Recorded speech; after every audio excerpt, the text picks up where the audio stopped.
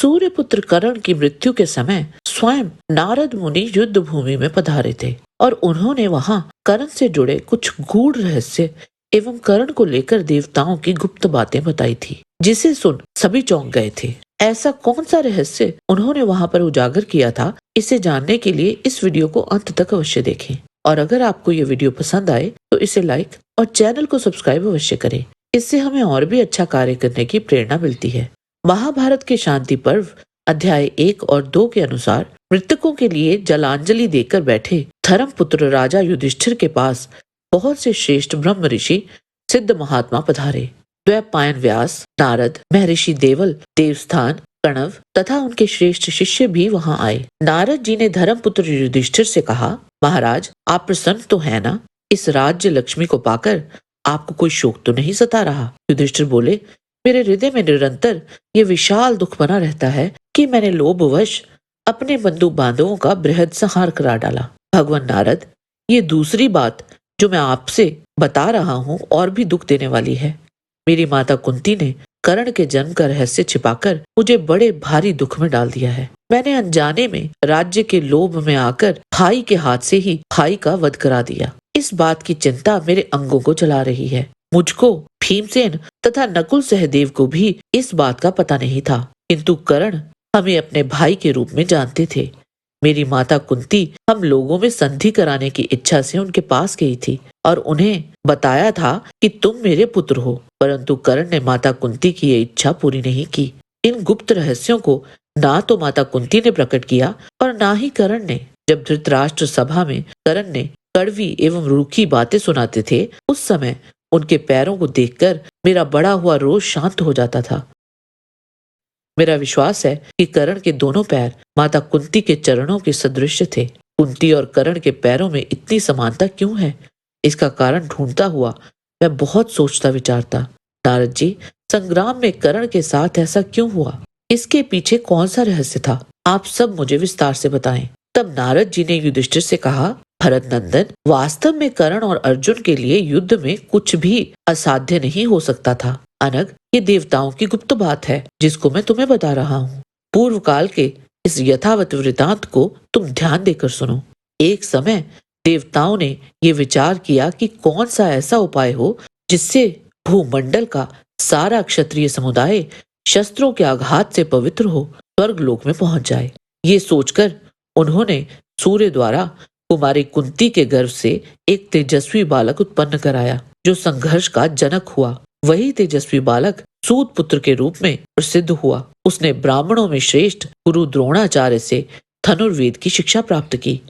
वह गांडीवधारी अर्जुन की श्री कृष्ण के साथ बचपन में ही मित्रता तथा पांडवों पर प्रजा का अनुराग देखकर चिंता मगन हो जलता रहता था। इसीलिए उसने बाल्यावस्था में ही राजा दुर्योधन के साथ मित्रता स्थापित कर ली।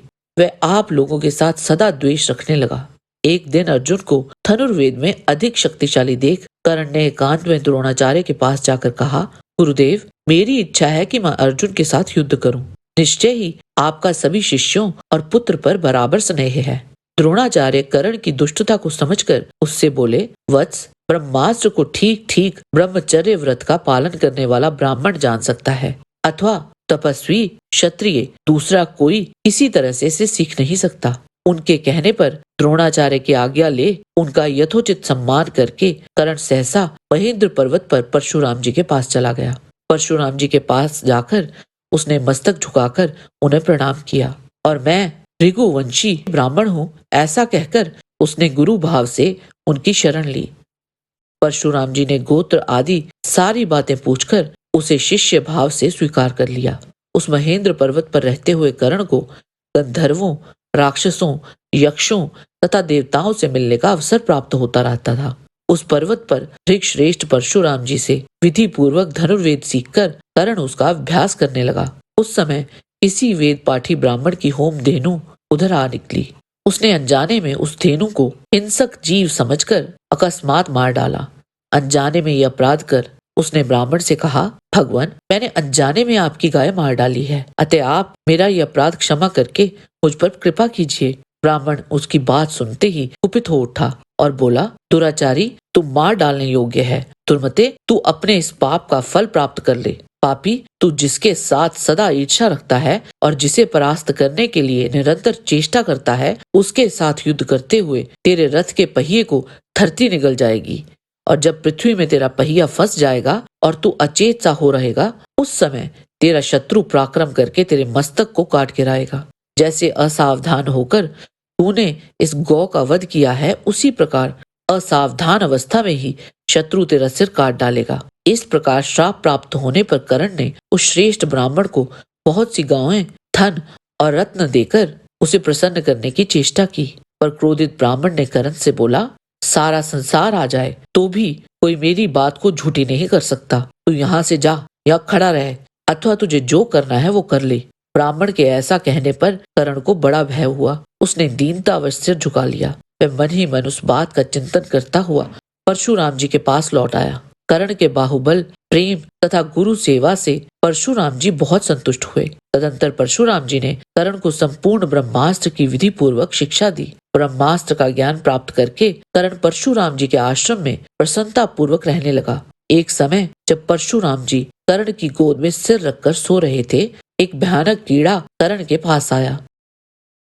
उस रक्त पीने वाले कीड़े ने कर्ण की जांघ के पास पहुंचकर उसे छेद दिया, परंतु गुरुजी के जागने के भय से कर्ण ना तो उसे फेंक सका और ना ही मार सका। यद्यपि कर्ण को असहाय वेदना हो रही थी, तो भी वह परशुराम जी को गोद में लिए रहा।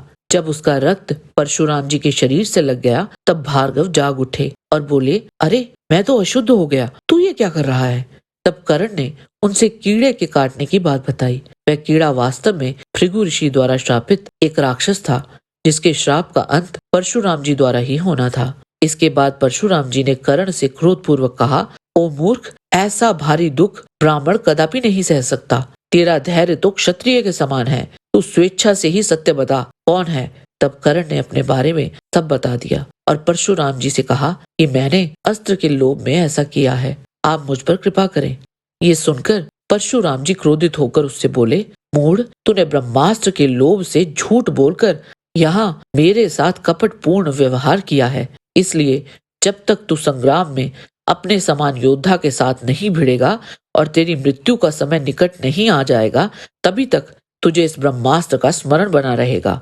जो ब्राह्मण नहीं है, उसके हृदय में ब्रह्मास्त्र कभी स्थिर नहीं रह सकता। अब तू यहाँ से चला जा। तुझ मिथ्यावादी के लिए यहाँ स्थान नहीं है, परंतु मेरे आशीर्वाद से कोई भी क्षत्रिय युद्ध में तेरी समानता नहीं करेगा।